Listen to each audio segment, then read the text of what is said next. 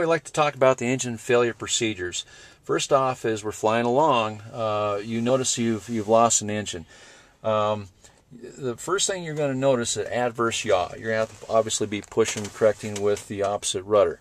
At that point, you know you have an engine fail.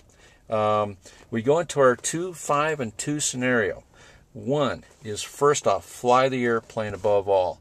2, you apply pitch for speed. Remember, 75 miles per hour is our VMC. At some times, we have to push forward to maintain our VMC. Otherwise, we do not want to allow that speed to deteriorate.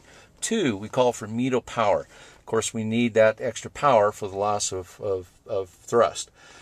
Okay, so from there, we go to our next item is 5. And that is our immediate action. So if we have lost the number 1 engine, we call for number 1 engine to idle. Number 1 propeller to course. Number 1 fuel cutoff switch to cutoff. Number 1 magnetos to off.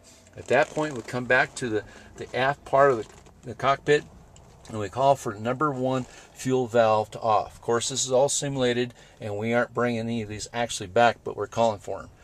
From there, we go into our next last 2 items, and that's 2. And that it's going to be declare emergency and find the nearest suitable airport, and we revert back to the checklist to secure the engine and make sure that we have completed everything. Now, some of the surprising features throughout this maneuver is you might be surprised how much rudder pedal you'll have to push. And sometimes a technique of mine is, if, for example, your right foot is not being used, you bring it over, allow it to assist on that left rudder pedal. This will help you, of course, maintain full control of the aircraft at all times. And once you feel that you need to come back over, of course, that's what you do. Bring your right foot back over and operate the right rudder pedal as you normally would.